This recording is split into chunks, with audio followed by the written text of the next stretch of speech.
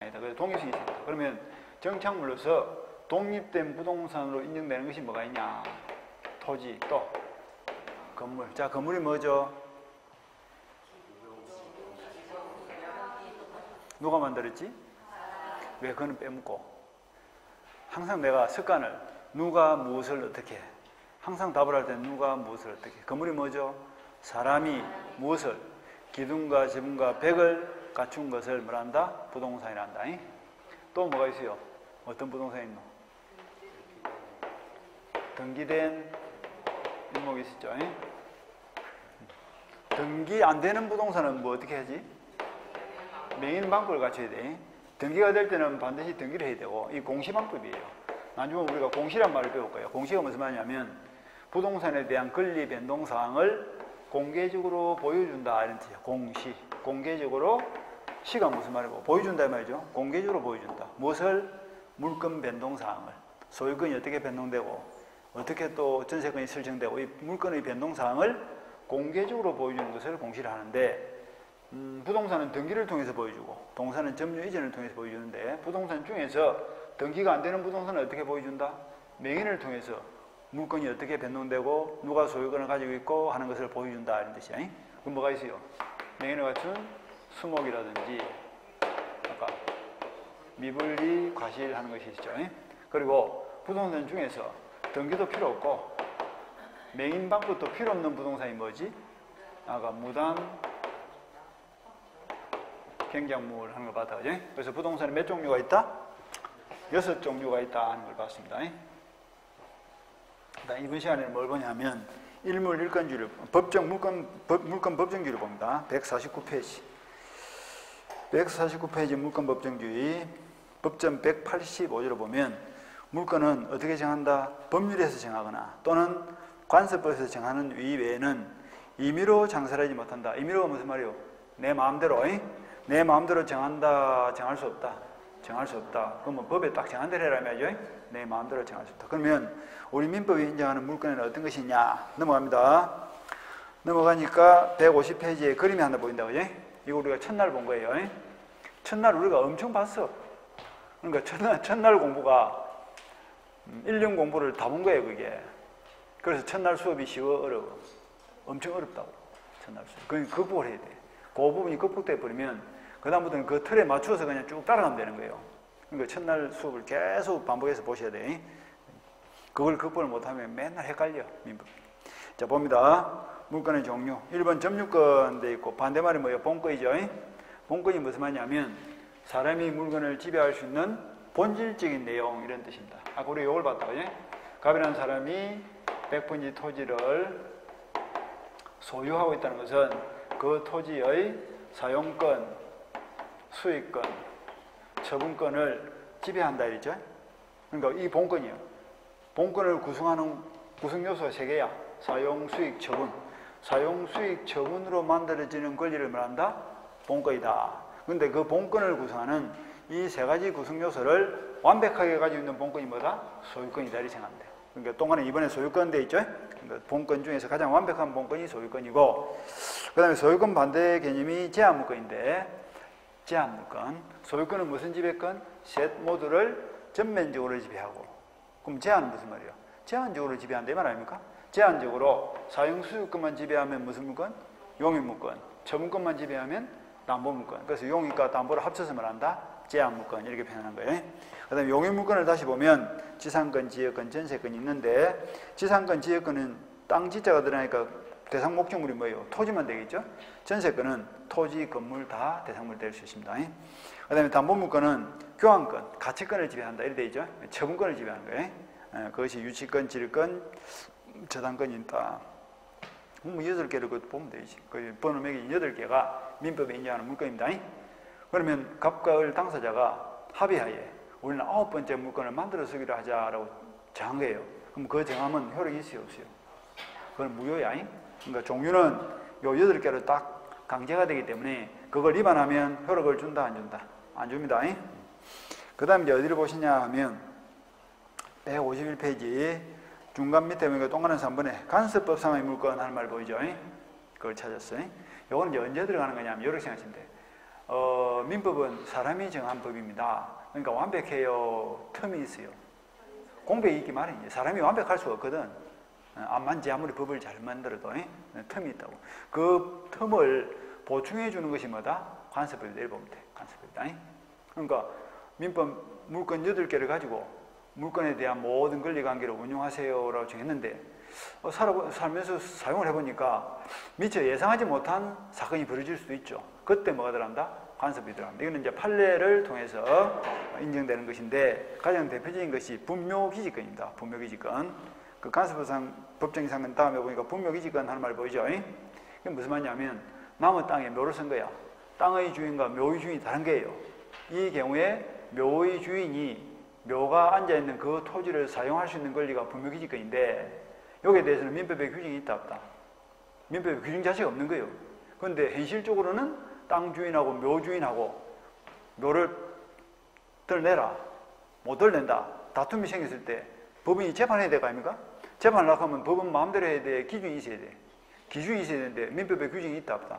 그에 대해서 규정 자체가 없는 거예요. 그때 들어가는 것이 뭐다? 관습법이다. 그래서 사회적으로 통용되는 관행이 계속된 판례를 통해서 규범화된 것이 관습법입니다. 관행이 누적된 판례를 통해서 규범화된 것이 관습법인데 이는 뭐 대부분 판례를 통해서 확립된 법칙이다 이렇게 보시면 돼요. 이게 관습법이에요. 그래서 법률의 규정이 없을 때 관습법으로 인정되는 물건도 있더라. 그래서 세 가지가 보이죠.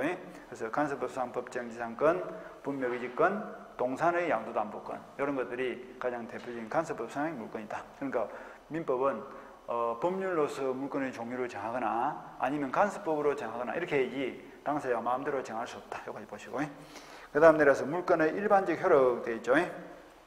자, 먼저 우선적 효력이라는 말이 보이죠. 아까 우리 물건은 절대권이고 강한 권리, 채권은 상대권으로서 약한 권리 있죠. 그래서 의문 보니까 물건은 배타적이고 독점적 권리로서 누구에 대해서나 우선적으로 정할 수 있다. 절대권이기 때문에 우선적으로 정된다. 누구보다 우선? 채권보다 우선 이런 뜻이에요. 그럼 우선순위가 어떻게 될 거냐 하는 건데 그 동안에 이번에 보니까 넘어가서 물건과 물건 사이에 우선순위 되어 있죠. 이건 이제 물건과 물건이 충돌됐을 때 이야기입니다.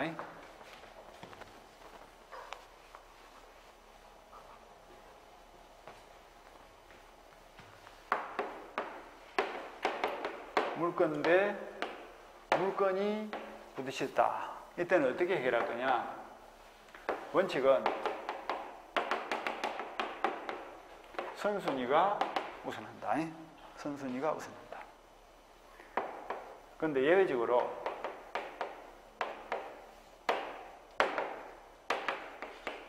소유권과 제한물건이 부딪히면 언제나 일단은 제한물건이 우선한다. 오늘은 이 두 가지를 이해를 한번 해봅시다. 자, 예를 들면 갑의 토지에 을이 3월 1일자 전세권을 가지고 있고 전세금이 1억 걸려 있습니다. 이 토지에 병이라는 사람이 4월 1일자 저당권을 가지고 있고 피담보 채권 빌려준 돈이 7천만 원입니다. 그러니까 토지에 혹이 몇 개 붙었다? 전세권, 저당권 혹이 2개 붙은 거예요. 그런데 혹이 2개 붙은 토지가 경매에 들어갔어. A라는 사람이 경락을 받고 11월 1일 날 경락 대금을 완납했다. 그럼 대금 완납과 동시에 경매받은 사람이 바로 소유권을 취득했죠. 그럼 그 매각 대금에 대해서 을도 병도 배당 신청을 할 거 아닙니까? 그때 전세권도 물건이요, 채권이요? 용이 물건, 저당권은 물건이다, 채권이다. 담보 물건, 둘 다 물건이죠. 그러니까 물건자와 물건자가 제한된 대금에 대해서 먼저 내한테 돈을 주세요 이렇게 배당 신청했다고. 그럼 법원에서 누구한테 먼저 배당해 줄까? 이때는 물건과 물건이 충돌하면 빠른 날짜, 빠른 사람이 있습니다. 요거는 3월 1일자, 요거는 4월 1일자 아니고 누가 먼저 받아가? 전세권자가 먼저 받고 남은 돈 있으면 저당권자 받는다. 그러니까 물건과 물건이 충돌하면 누가 우선? 선순위가 우선이다 할 말이 그런 뜻이에요. 1번 저당권, 2번 저당권이 있다. 누가 먼저 받아가? 1번 저당권이 먼저 받고 2번 저당권이 나중에 받는다. 전세권, 저당권도 마찬가지. 날짜 빠른 사람이 먼저 받습니다. 그래서 물건과 물건은 선순위가 우선이다. 됐죠? 그 다음에 소유권과 제한 물건이 충돌되면 언제나 제한물건이 우선이다. 이건 무슨 말이냐면 갑의 토지를 을이 전세금 1억을 맡기고 3년 기간 동안 빌려쓰기로 전세금 설정 등기를 마친 거예요. 그런데 1년쯤 된 시점에서 갑이 을을 찾아와서 내 땅에서 나가주세요 했다니까. 그러니까 전세권자가 나간다 못 나간다? 못 나간다라고 거부를 했겠죠? 그러면 소유권하고 전세권이라는 제한물건이 충돌이 날 거야. 그럼 누가 이겨요? 전세권자 이기겠지, 그죠? 기간이 2년이 남아있잖아, 지금. 그러니까 소유권과 제한물건이 충돌하면 언제나 제한물건이 우선한다. 그럼 3년 기간이 끝나버리면 어떻게 될까? 3년 기간이 끝나면 전세권 자체가 소멸해버리기 때문에 충돌이 발생한다, 안 한다. 나가라면 나가야지. 어린 못 나간다고 붙을 수 없죠. 주고 없으니까. 그렇게 보시면 됩니다. 그래서 기억 봅니다. 물건 상호간에는 줄을 치고 누가 우선한다? 먼저 성립한 권리가 우선한다. 그래서 아까 말한 대로 전세권과 저당에 부딪히면 전세금이 빠르면 전세금이 먼저 반다 했죠. 그 다음에 디귿을 보세요. 소유권과 제한물건. 소유권과 제한물건 사이에서는 성질상 누가 우선한다? 제한물건이 언제나 우선합니다. 그리고 니은은 크게 지금 볼 필요 없어.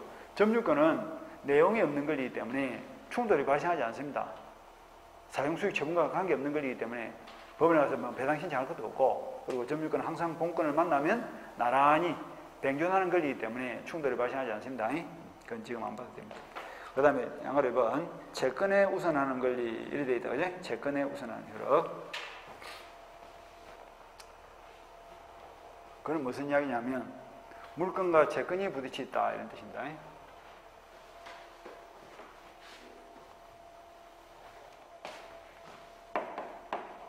물건과 채권이 부딪혔다. 이때는 원칙. 누가 우선? 물건이 우선합니다. 물건은 강한 권리고 채권은 약한 권리이기 때문에 물건이 우선합니다. 그런데 예외적으로 채권이라 할지라도 대항력을 갖춰버려요. 대항력을 갖추면 채권이 뭐로 바뀐다? 물건화되는 거예요. 물건화된다고.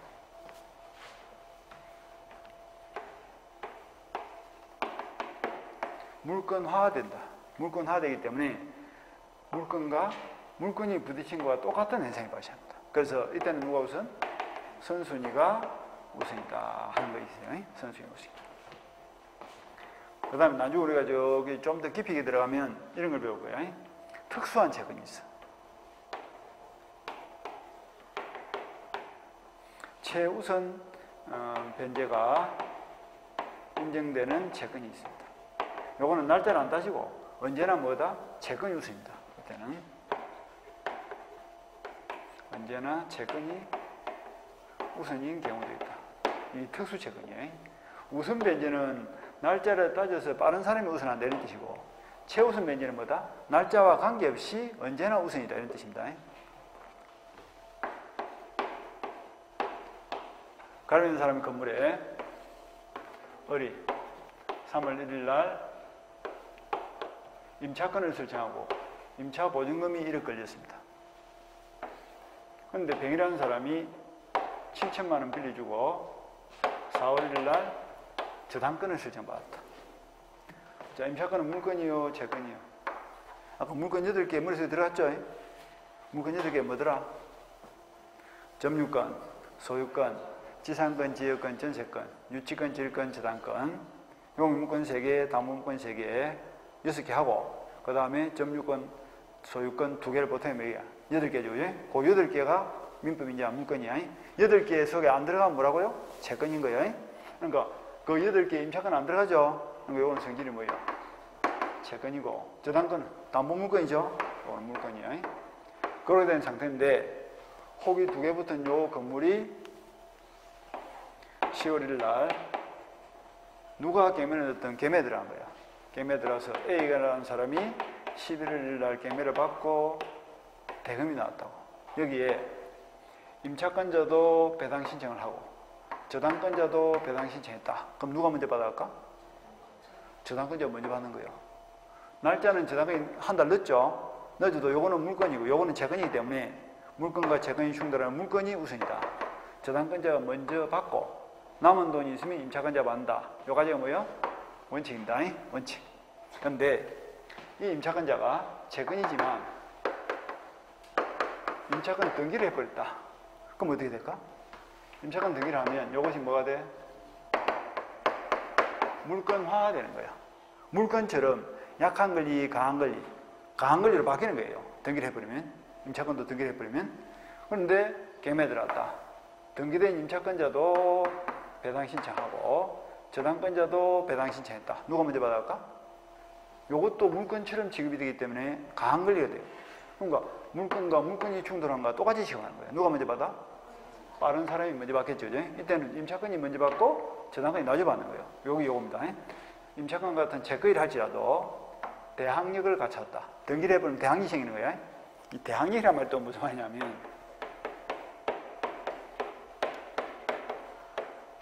이 항이 무슨 말이냐 하면 항 반대말이 뭐지? 순입니다. 순이 무슨 말이에요? 순자 말자 순자 뭐 이런 말 쓰잖아. 순 따른다, 순응한다 이런 뜻이거든. 따른다. 시킨 대로 한다 이 말이에요. 쉽게 말하면 시킨 대로 하라고 순자야. 혹시 순자 계시는 거 아이가? 명예훼손으로 고발하지 마세요. 순 반대가 항이라니까. 항은 뭐다?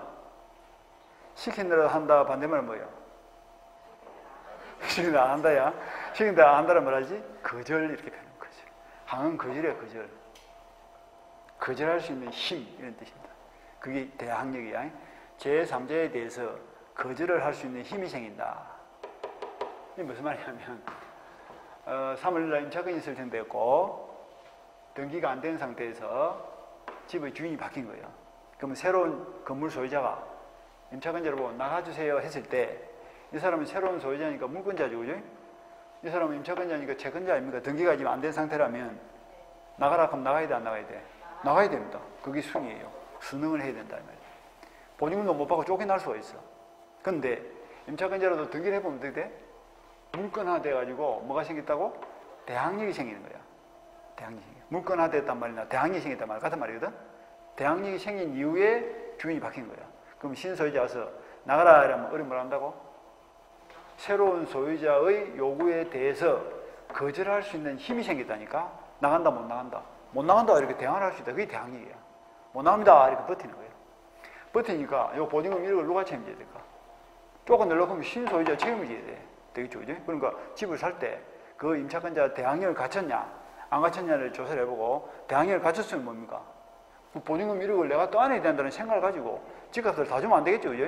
1억을 제하고 줘야지. 대항력 안 갖췄으면 내가 책임질 필요가 없으니까 전 소유자 책임져야 되니까 그때는 뭐 집값을 다 줘도 관계가 없고 이거 생각하면 되겠지. 그게 등기를 하고 안 하고에 따라서 대항력이 있고 없고의 차이예요. 그래서 대항력을 갖췄다. 그래서 채권이라 할지라도 등기 등록을 통해서 대항력을 갖추면 물권화되기 때문에 그때는 뭐다? 빠른 사람이 우선이다. 임차권자가 먼저 받고 저당권자가 나중에 받는 거예요. 예외입니다.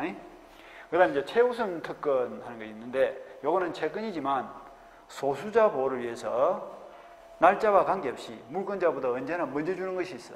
그것이 뭐냐면 나중에 우리가 민사특별법 가면 소액보증금 이런 걸 볼 거예요. 지금 외울 필요가 없고 소액보증금 서울 기준으로 임차보증금 주택임대차입니다. 주택임대차 보증금이 1억 1천만 원 이하라면 그 중에서 얼마까지? 3,700만 원까지는 날짜를 안 따지고 은행보다 먼저 줍니다. 은행은 저당권자 물권자죠. 물권자보다 먼저 줍니다. 이게 소액보증금이고 그 다음에 이제 임금채권이 있어. 임금채권. 회사가 도산이 되어버렸다. 근데 파산을 해서 청산을 한 과정에서 근로자들이 임금을 못 받은 거예요. 그럼 임금채권은 물건이 아닙니다. 일반 채권이지만 저당권자보다 뭐다? 먼저 줍니다. 임금채권. 그 임금을 다 먼저 주는 건 아니고 최종 3개월치 평균임금 그리고 3년치 퇴직금 그리고 산재보험금 이런 것들은 날짜와 관계없이 저당권자보다 먼저 근로자들을 챙겨준다 이런 뜻입니다. 그런 거. 그 다음에 또 나중에 저기 저당권 가면 제3취득자라는 걸 배울 거예요. 제3취득자의 비용상환 청구권 뭐 그런 거라든지 아니면 세금 중에서 당해세라는 게 있어요. 개매가 들어왔는데 경매에 들어간 그 건물에 직접 부과된 세금, 그걸 당해세를 하는데 당해 목적물에 직접 부과된 세금이죠. 이런 세금도 채권이지만 저당권자보다 먼저 받아야 합니다. 이런 것들이 채권이지만 물권자보다 먼저 받아가는 최우선 편제예요. 소액보증금, 임금채권, 당해세, 그 다음에 제3취득자의 비용상환 청구권, 이런 것들은 날짜와 관계없이 채권이지만 먼저 받는다. 이건 아주 중요한 거니까 외울 건데 지금 기초 잡는 과정에서 요거까지 외울 필요는 없고 오늘은 요 기본 구조를 딱 잡고 보시면 돼요. 요까지가 물건과 채권이 충돌했을 때 이야기입니다. 우리 책에는 너무 작게 적어 놓은 거예요. 그죠? 그래서 동안 1번 보니까 어떤 물건에 관하여 물건과 채권이 충돌하는 경우에 그 성립의 시간적 선후에 관계없이 뭐가 우선이다? 물건이 채권에 우선한다. 요까지가 원칙입니다. 원칙. 그 다음에 2번 하지만 정책적으로 채권을 물건과 마찬가지로 보호할 필요성이 있어서 이를 법률로 정하는 경우가 있다. 이에 해당되는 것으로 일정한 요건을 갖춘 주택임차인, 상가 건물임차인, 여기 뭡니까? 아까 소액보증금입니다. 그 다음에 뭐 등기된 임차권, 이게 아까 대항이 있다는 뜻이죠. 가등기. 우리 책에는 막 순서도 없이 적어놨네. 난주 저렇게 난주 딱 정리해서 보시면 되고. 그 다음 물권적 청구권. 이 물권적 청구권도 중요한 거예요. 물권적 청구권.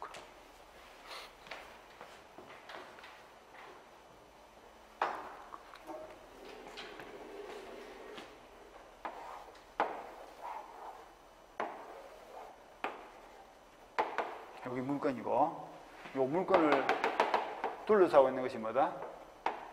물건적 청구권이다. 이렇게 보시면 됩니다. 굳이 비유를 하자면, 여기 엄마 배야, 배. 여기 뭐라고? 태하고, 요것이 태하고, 태하를 둘러싸고 있는 것이 뭐다? 양수다. 이렇게 생각한대. 양수가 하는 역할이 뭐죠? 태아를 보호하는 역할을 하잖아. 외부 충격이라고. 질병으로부터. 양수가 태아를 보호하는 역할이죠. 똑같은 구조예요. 요것이 태아고 요것이 양수다. 양수가 태아를 보호하듯이 물권적 청구권은 물건을 보호하는 역할을 한다. 이렇게 생각합니다. 물건을 보호하는 역할. 물건을 둘러싸고서 물건을 보호하는 역할을 하는 것이 물권적 청구권입니다. 구조가 그렇다고. 그러면 그래서 이 물권적 청구권을 다른 말로 뭐라 한다?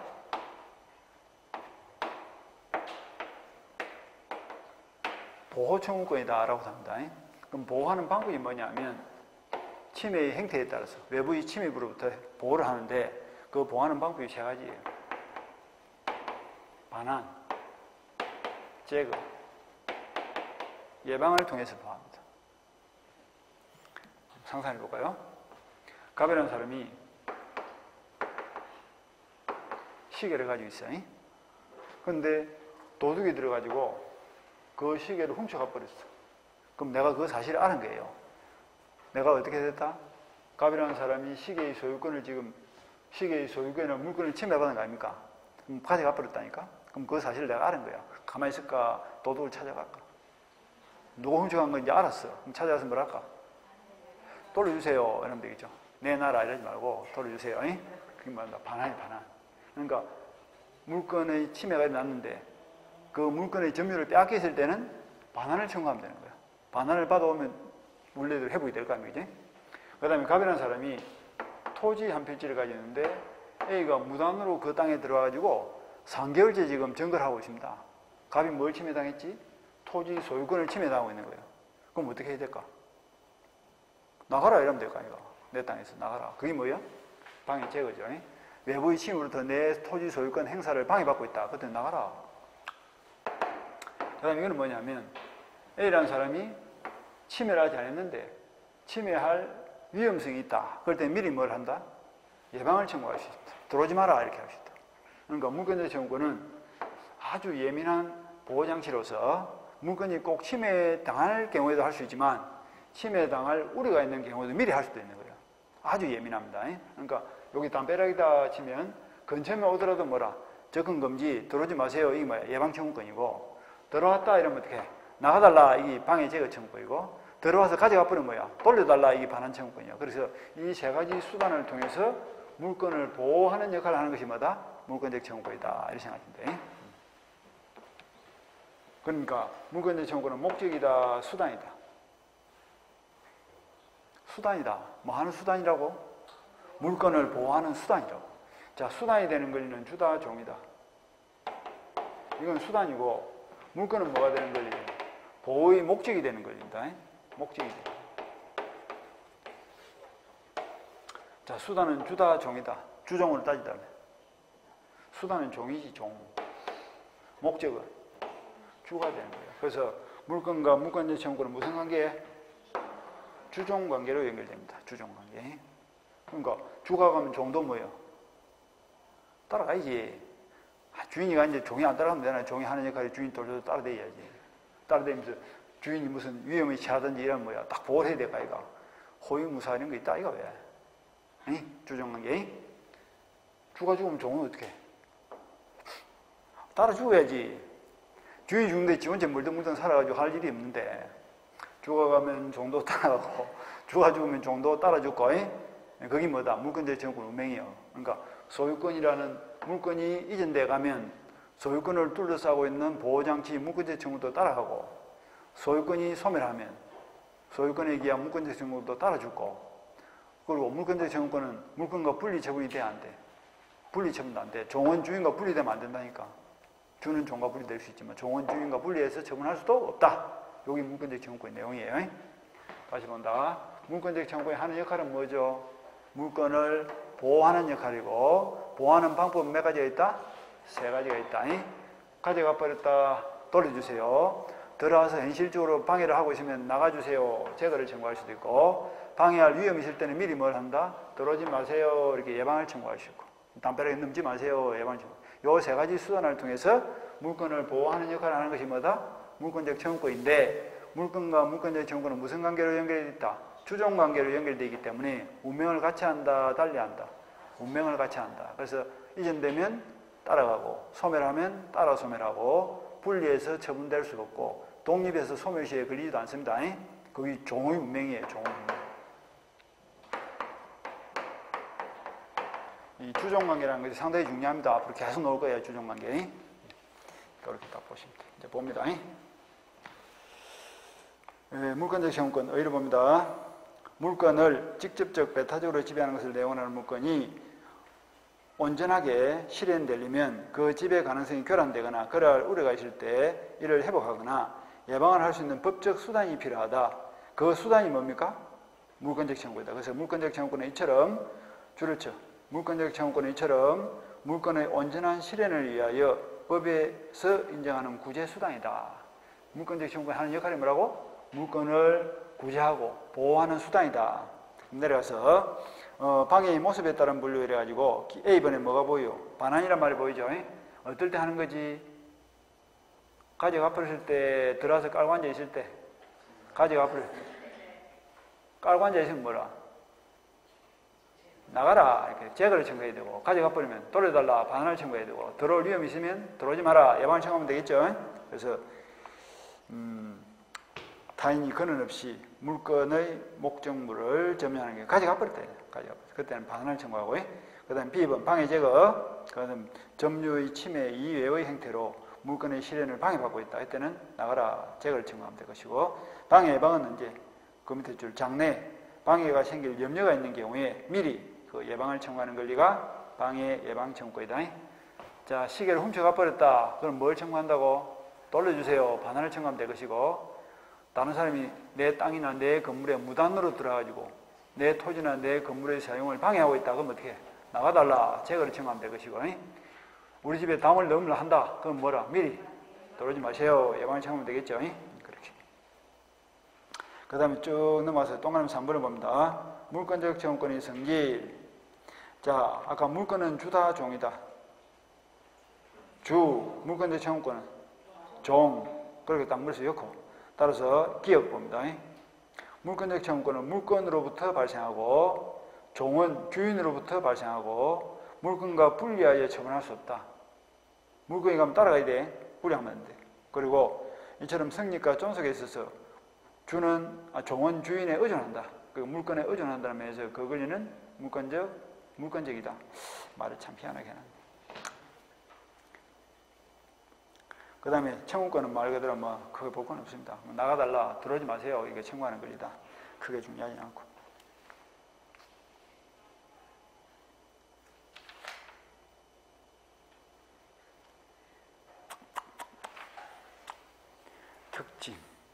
특징도 크게. 특징은 나중에 이런 거예요. 이게 무슨 이야기냐면, 물건 아까 절대권이요, 상대권이요? 물건은 절대권. 주가 절대면 종도 절대권입니다. 절대권이니까 상대방이 정해져 있다. 누구에게나 주장한다? 누구에게나 주장하지. 내 시계를 A가 가져면 A한테 돌려달라. B가 가져면 B한테 돌려. 상대방이 안 정해져 있는 거야. 누구든지 내 권리를 침해하면 주장할 수 있는 절대권이다. 그런 뜻이고. 요건이 단순성 되는데 말이 어려워요. 말을 어렵게 할 필요 없어. 그러니까 누구에게나 주장할 수 있고 내 권리가 침해당하고 있으면 누구에게나 주장할 수 있다. 그리고 상대방이 고의가 싫은 건 아닙니다. 절대권이기 때문에 누구에게나 예외 없이 주장할 수 있다. 다른 건 안 봐도 되겠습니다. 중요한 거는 빠져버렸네요. 나중에 본 수업 들어가서 다시 보기로 하고. 그것까지 봤고요. 그 다음에 넘어가서 156페이지를 봅니다.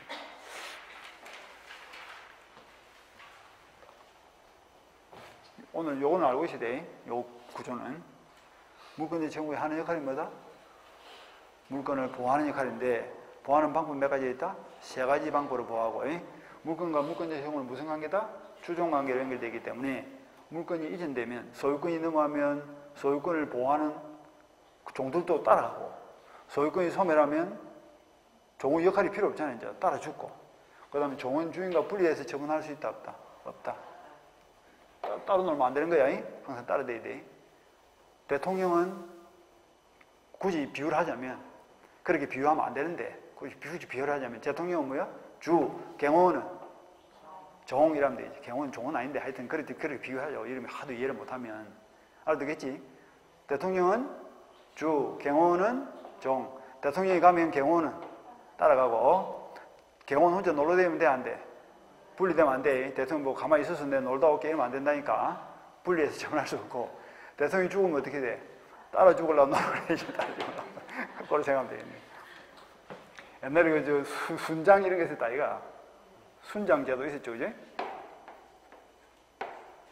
사만시대 때 왜 순장 이래가지고 이 주인이 죽으면 종들도 막 따라 죽고 생매장을 하고 했잖아. 진시 황제는 몇백 명, 몇천 명을 생매장을 했답니다. 넘어가서 이제 156페이지 봅니다. 물건의 변동. 물건 변동과 공시되어 있다, 그지? 공시. 요거는 이제 구조가 이렇습니다. 당사자, 목적, 의사표시가 모여서 법률 행위를 하고, 이것이 완벽하게 1단계 승인 요건과 2단계 효용 요건을 갖추면 그 결과 권리 변동이 발생한다. 첫날 배운 게 계속 따라다닌다니까. 이제 말을 바꿔봅시다. 이 법률 행위 자리에다 뭘 꽂히면 될까? 물자를 이어주면 돼. 권리 변동 자리에다 뭘 이어주면 될까? 물자를 이어주면 되겠죠, 그지? 그럼 어떻게 될까? 물건 행위의 당사자가 물건적 목적을 가지고 물건적 의사표시를 통해서 물건 행위를 하면 물건 변동이 일어난다. 그렇게 하면 된다니까. 똑같아요, 구조가. 똑같은 구조를 계속 반복하고 있는 거예요. 그 물건 변동이 일어나게 된 원인이 뭐냐? 법률 행위를 통해서 물건 변동이 일어나는 경우도 있지만,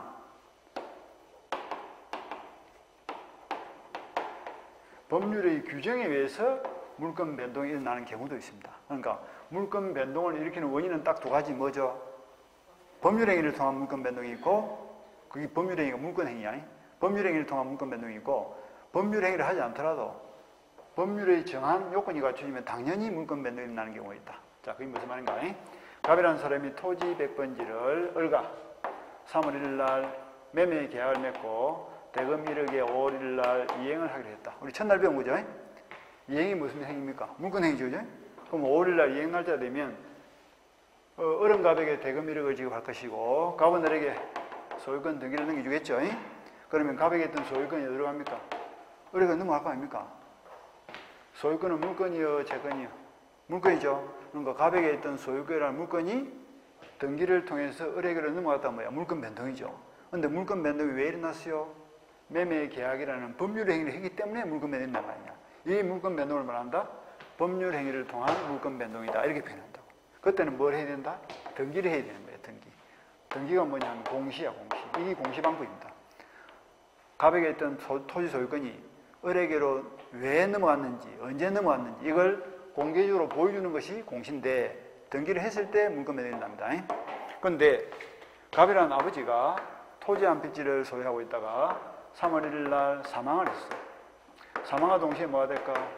상속이 되겠죠? 그럼 상속이 되면 을이라는 자식한테 뭐가 넘어갈까? 소유권이 넘어갈 거 아닙니까? 이것도 물건 변동이 아니야. 갑에게 있던 소유권이라는 물건이 을이라는 아들한테로 넘어왔으니 이것도 물건 변동이죠. 그런데 왜 넘어왔어요? 상속을 통해. 상속. 자, 아버지와 아들이 계약을 맺은 바가 있어 없어? 법률행위를 한 건 아니죠. 상속이라는 법률의 규정에 의해서 등기도 필요하다 필요 없다. 등기도 필요 없어. 시간이 걸려 안 걸려? 안 걸려. 사망하면 자식이 아버지가 무슨 땅을 가지고 있는지 무슨 권리가 있는지 몰라도 그대로 몽땅 넘어가는 거예요. 그게 상속입니다. 이게 뭐야? 법률의 규정이야. 등기도 필요 없어. 그러니까 물건이 변동되는 행태는 딱 두 가지. 계약을 맺어서 넘어가는 경우가 있고 계약을 맺지 않더라도 법률에서 정한 요건이 갖춰지면 당연히 넘어가는 경우도 있다. 차이점은 법률행위를 통한 경우에는 등기를 해야 되지만 법률의 규정에 의한 경우는 등기 필요하다 필요 없다. 필요 없다. 이 큰 구조가 있습니다. 가장 큰 덩어리가 이거다. 이거. 요거는 등기를 해야 되고 요거는 등기가 필요 없다. 등기가 필요 없다. 이렇게 하면 되겠다. 그리고 여기 읽을 거예요. 공판상 등기 187조 이렇게 읽을 겁니다. 큰 그림입니다. 요거부터 먼저 보시고. 자, 이제 공시를 보겠습니다. 물건 변동의 요거는 그냥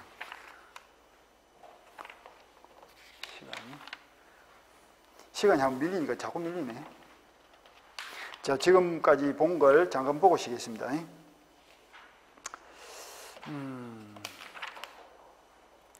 어디를 보시냐면 160페이지 한번 보세요.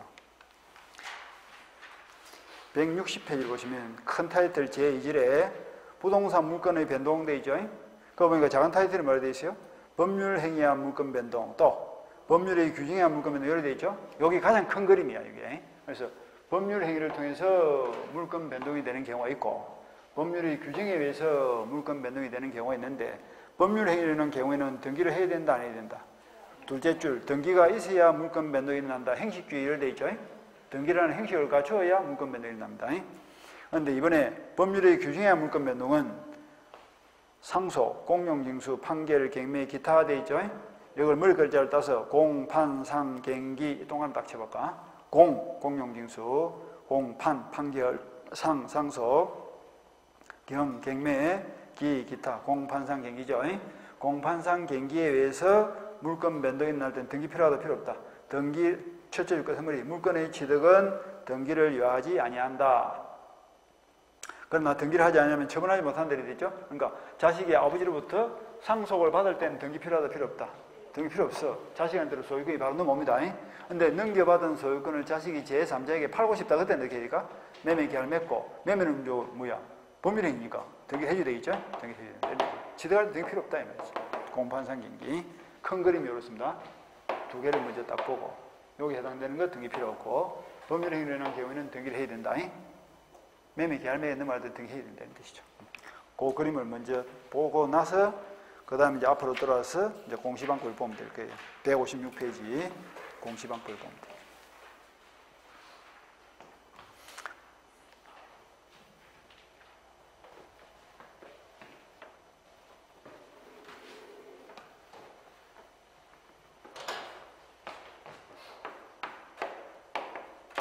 공시가 무슨 말? 공개적으로 보여준다. 뭘 보여줘? 물건 변동 사항을. 그러니까 갑이 지금 100분지 토지를 소유하고 있죠. 그런데 A가 궁금한 거예요. 갑이 무슨 경로를 통해서 토지 소유권을 취득했는지가 궁금하다고. 그럼 가서 물어볼 필요가 있을까요? 물어보면 나무 재산에 누가 관심이 많냐 하면서 똑바로 가르쳐줘 안 가르쳐? 안 가르치고 가냐. 누가 와서 내보고 물어보면 내가 기분이 좋아 안 좋아? 네 땅을 어디서 샀노? 얼마 주고 샀노? 물어보면 기분 별로 안 좋은 거예요. 네가 왜 재산에 내 재산에 관심이 그리 많냐고. 그러니까 A 입장에서는 굳이 물어볼 필요 없이 뭘 보면 돼? 그냥 가서 등기부를 떼보면 되지. 등기부를 떼보면 지금 현재 소유자인 갑에게 소유권이 도달되기까지 누구 손을 거쳐서 소유권이 넘어왔는지 어떤 원인을 통해서 몇 월 며칠 날 소유권이 넘어왔는지 소상에 나와있죠. 그게 공시야. 누구든지 볼 수 있도록 공개되어 있는 거예요. 물건 변동 사항을. 그게 등기입니다. 그래서 부동산은 등기를 통해서 공시한다. 동사는 지금 당분간 볼 필요가 없어요. 부동산만 잡으시면 돼. 그게 공시다. 근데 그 공시 방법인 등기가 하는 역할이 뭐냐? 그래서 이제 행식주의, 의사주의 하는 말이 나오는 거야. 근데 이것도 형식주의만 잡으시면 돼. 자, 볼까요? 3월 1일 날 매매 계약이 있다. 법률행위죠. 그리고 5월 1일 날 이행을 했다. 물권행위죠. 이행 날짜가 되면 대금을 지급했는데 등기를 못 갖췄다. 그럼 어른 소유권을 취득해요, 못해요? 등기를 안 가져오면 못합니다. 그런데 대금을 반만 주더라도 등기를 넘겨받으면 소유권을 취득해요, 못해요? 합니다. 그게 행식주의야. 그러니까 물권 변동은 뭐가 필요하다? 등기라는 행식을 갖춰야 된다. 그리고 등기가 하는 역할은 뭐다? 물권 변동의 승립 요건으로서 작용한다. 그래서 우리나라처럼 등기를 해야 소유권이 넘어오는 나라를 말한다? 형식주의, 승립 요건주의. 이름은 그렇게 지은 거예요. 되겠죠? 다시 봐. 이행 날짜가 됐다. 매매 대금을 절반만 지급하고 등기는 넘겨받았다. 소유권 취득했으면 뭐했어? 취득했죠. 매매 대금을 1억을 다 지급했지만 아직 등기를 못 넘겨받았다. 소유권 취득했으면 뭐했어? 못했죠. 그러니까 물권 변동을 위해서는 뭐가 필요하다고? 등기가 필요하다고. 돈이 중요한 게 아니고. 그래서 등기라는 행식을 갖추어야 물권 변동이 일어난다는 무슨 주의를 한다? 형식주의. 그리고 등기가 하는 역할이 뭐지? 물권 변동의 승립 요건으로 정한다 해서 뭘 한다? 무슨 주의? 승립 요건주의. 그렇게 표현한다.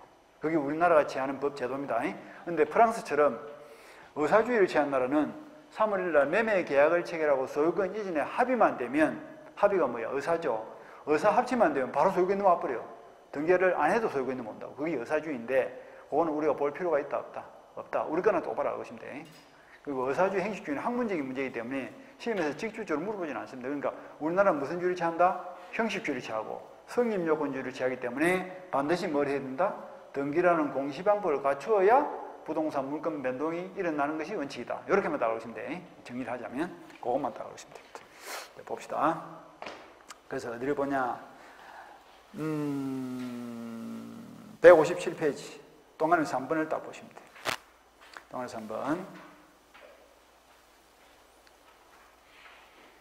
동안은 3번 위에 그 니은 봅시다. 제일 위에 150페이지 제일 위에 니은. 민법의 태도줄 치고 우리 민법은 공시방법을 갖추지 않으면 제3자에 대한 관계에서도 물론이고 당사자 사이에서도 물권 변동은 발생하지 않는 것으로 하는 무슨 주의를 취한다? 형식주의를 취한다. 그러니까 등기라는 행식을 갖추어야 물권 변동이 일어난다. 이런 뜻입니다. 형식주의를 취한다. 즉 공시방법을 갖추어야, 당분간은 공시방법이란 뭘 생각하시면 돼? 등기를 생각합니다. 공시방법을 갖추어야 비로소 권리 변동의 효력이 발생한다. 이게 물권, 행식주의. 행식주의를 다른 말로 말한다? 승립요건주의다라고 합니다. 등기가 승립요건으로서의 작용을 한다. 그렇다면 또 하나는 3번. 현행법상 공시방법에는 어떤 것이냐? 부동산은 첫째 줄, 부동산에는 관한 등기 줄치고, 동산은 지금 볼 필요 없고, 현행법상 공시방법으로 부동산에 관한 등기까지 줄쳐. 부동산은 뭘 통해서 공시를 한다?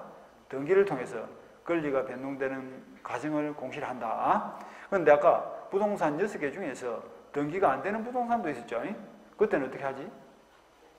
그 밑에 줄 맹인방법이라면 되겠죠. 셋째 줄에 보니까 맹인방법 이런 말이 보이죠. 그래서 수목의 집단이나 미분리 가실에 관해서는 간섭법상 맹인방법을 통해서도 권리 변동 사항을 공시할 수 있죠. 그러니까 사는 갑의 것인데 3월 1일부로 빨간 페인트 칠된 나무 1번부터 3번까지 을에게 팔린 나무다.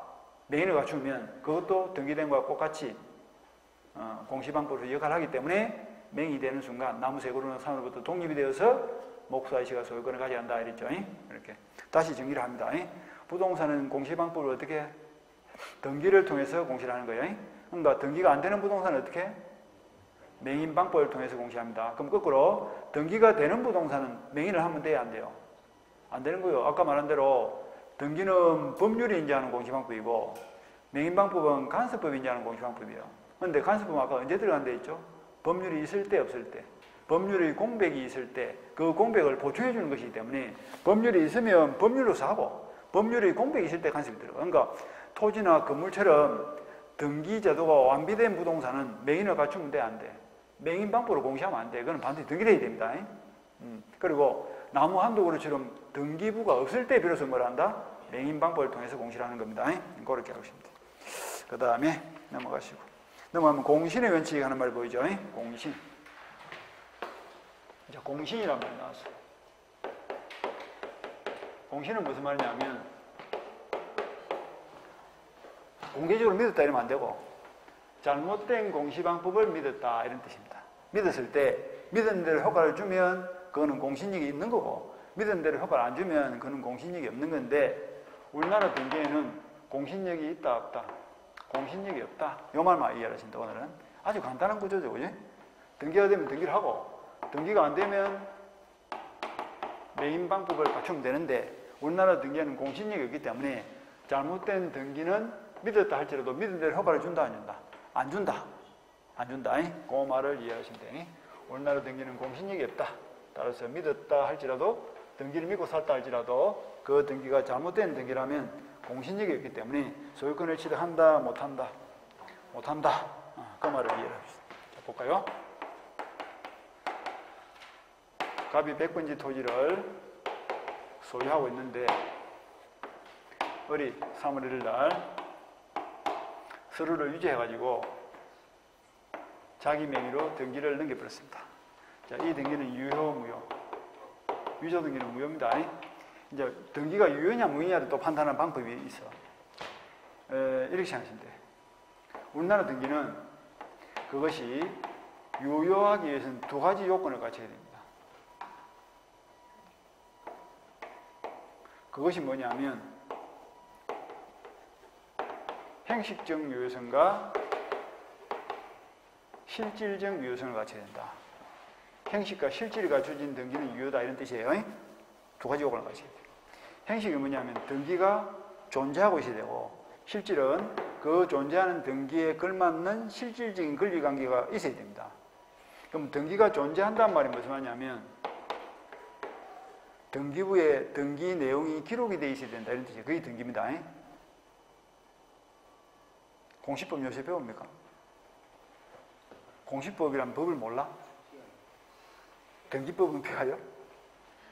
등기가 뭐냐면 등기의 존재라는 것은 누가 무엇을 어떻게 해? 등기는 누가 한다? 대법원장이 임명한 등기관이 어디에 한다? 등기부라는 공적 장부에 무엇을 한다? 권리 및 사실관계를 기재하는 것. 이게 등기입니다. 여기 등기가 존재한다는 뜻이에요. 등기부에 등기관이 등기부의 사실 및 권리관계를 기록을 하면 그 기록 자체를 뭐라? 등기다. 이렇게 표현합니다. 이렇게 등기가 있어야 되고 그 다음에 그 기록에 실질적으로 걸맞는 권리관계가 존재하고 있어야 됩니다. 껍데기가 있고 알맹이가 있으면 그 등기는 유효다. 그렇게 표현합니다. 행식은 껍데기, 실질은 알맹이. 요 두 개가 갖춰지면 그 등기는 뭐다? 유효다. 자, 볼까요? 지금 현재 갑의 명의로 갑 토지 소유권이 등기되어 있는 거야.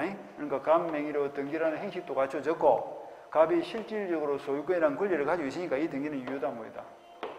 유효죠, 그죠? 그런데 을이 서류를 유지해서 등기를 가져와 버렸어. 그러면 을 명의로 등기라는 행식은 넘어왔지만 을이 실제로 소유권을 취득한 근거가 있어요, 없어요? 위조니까 실제로 소유권을 취득한 건 없잖아. 그러니까 이 등기는 껍데기는 있지만 소유권이라는 알맹이는 없는 거예요. 그래서 이 등기는 껍데기도 있지만 알맹이가 없으니까 유효다, 무효다? 무효. 껍데기는 있지만 알맹이는 없으니까 무효. 이 등기는 껍데기도 있고 알맹이도 있으니까 유효 이래 되는 거예요. 그런데 을이 왜 자기 명의로 등기를 유지해서 가져갔을까? 1번 지하려고 아니면 팔아먹고 도망가려고? 그런 거는 잘 안 해요. 팔아먹고 빨리 팔아먹고 도망가려고 그러겠지? 그래서 3월 1일 날 위조 등기를 가져와서 3월 1일 날 병한테 접근해서 내가 어저께 땅을 한 필 샀는데 돈이 급해가지고 절반값에 팔 테니까 살아야 된 거예요. 그래서 절반값에 매매 계약을 체결하고 등기를 넘겨줬는데 등기를 넘겨받을 당시에 병이 이 등기가 무효라는 사실을 알았을까 몰랐을까? 몰라서 샀겠지. 위조 등기라는 사실을 알았으면 안 샀겠지. 그게 무슨 말이에요? 잘못된 등기가 뭐야? 공시방법이죠? 잘못된 공시방법을 병이 뭘 했다고? 믿었다. 그게 뭐야? 공신이야. 믿었을 때 믿은 대로 효과를 준다 안 준다? 안 준다. 안 주기 때문에 이 등기도 유효다 무효다? 무효니까 병은 등기를 믿고 산 병은 소유권을 취득한다 못한다? 소유권 취득을 못한다 이런 뜻입니다. 이게 우리나라 등기제도의 기초. 공신력이 없다는 뜻이에요. 잘못된 등기는 선의가 믿었다는 뜻이에요. 믿었다. 믿고 샀다 할지라도 믿은 대로 효과를 안 주기 때문에 소유권 취득을 못한다. 그러니까 땅을 살 때는 등기부만 보지 말고 어떻게 하라고? 현실적으로 그 땅에 가서 이웃 사람한테 물어보고 실질적으로 탐문을 해보고 살아. 그리고 국가 공식 문서인 등기부를 믿고 샀다 할지라도 잘못된 등기를 믿었다면 그건 효과를 안 주기 때문에 소유권 취득을 못한다. 국가가 손해배상도 안 해줍니다. 땅은 네가 알아서 잘 살아 이런 뜻이에요. 불안해 안 불안해? 이제 막 불안한 거야. 아파트를 살 때 이 등기를 믿고 샀는데 등기 말고 믿을 게 뭐 있냐고. 사는데 이 소유자가 아니라면 소유권 취득 못할 수가 있다. 근데 왜 이런 제도를 두고 있냐면 이건 선택의 문제예요. 만약에 공신력을 인정한다면 어떻게 될까? 잘못된 등기를 믿은 대로 효과를 준다면 믿은 사람이 소유권을 취득해버리겠죠? 소유권을 취득한단 말은 진정한 소유자는 소유권을 잃게 된다는 뜻이에요. 그럼 누가 피해를 봐? 진정한 소유자가 피해를 보는 거야. 내가 토지를 소유하고 있는데 나도 모르는 새에 위조가 돼가지고 요놈이 팔아먹고 도망갔는데 제3자인 병은 그 사실을 모르고 사가지고 소유권을 가져간다면 가만히 있는 소유자가 피해를 볼 수 있다고. 그럼 부동산 부동산 소유권이 안정, 불안정, 엄청나게 불안정한 결과가 나오겠죠. 그래서 진정한 소유자 보호를 위해서 우리나라 등기에는 공신력을 준다, 안 준다? 공신력을 안 준다. 만약에 공신력을 준다면 제3자는 보호가 되겠지만 진정한 소유자가 보호가 안 될 것이고, 우리나라에서는 공신력을 안 준다면 제3자 병은 보호가 안 되겠지만 진정한 소유자는 보호가 되겠죠. 그런데 우리나라는 법을 정할 때 누구를 보호하는 쪽으로 선택을 했다? 진정한 소유자를 보호하는 쪽으로 선택했기 때문에 공신력을 안 준다, 이런 취지입니다. 그러니까 공신력 안 준다는 게 나쁘다, 좋다 이런 뜻이 아니고 누구를 보호할 것이냐의 문제인데 우리는 진정한 소유자를 보호한다. 독일 같은 나라에서는 공신력을 인정합니다. 독일은. 그러니까 독일은 등기를 믿고서 믿은 대로 효과를 주고 진정한 소유자는 소유권을 잃게 되고 대신에 국가가 진정한 소유자에게 보상을 다 해줘요. 등기를 국가가 잘못한 책임을 져가지고. 그런데 우리나라는 그런 제도가 없어. 그러니까 우리나라 등기는 공신력이 없다. 요까지를 봤습니다. 간단하게 줄이면 잘못된 등기는 믿으면 믿은 대로 효과를 준다, 안 준다? 안 주기 때문에 잘못된 등기를 믿고 사더라도 소유권 취득을 한다, 뭐 한다? 못한다. 그렇게 알고 있습니다. 그래서 그것도 공신의 원칙 동안에 2번을 봅니다. 민법의 태도. 기억, 부동산 물권 변동에서 A번 공신의 원칙을 채택하지 않는다 줄치고, B번 즉 진정한 거래자의 보호를 중시하고 그에 따라 거래 안전이 희생되는 것을 감수할 수밖에 없는 법 체계를 가지고 있다. 우리나라 법 체계가 그렇습니다. 그리고 밑에 동산 이런 거는 볼 필요가 없습니다. 오늘 본 부분은 줄친 부분 딱 거기 포인트예요. 그걸 정확하게 알고 있습니다. 자, 여기까지 보시고 그 다음에 조금 쉬었다가 계속하도록 합니다.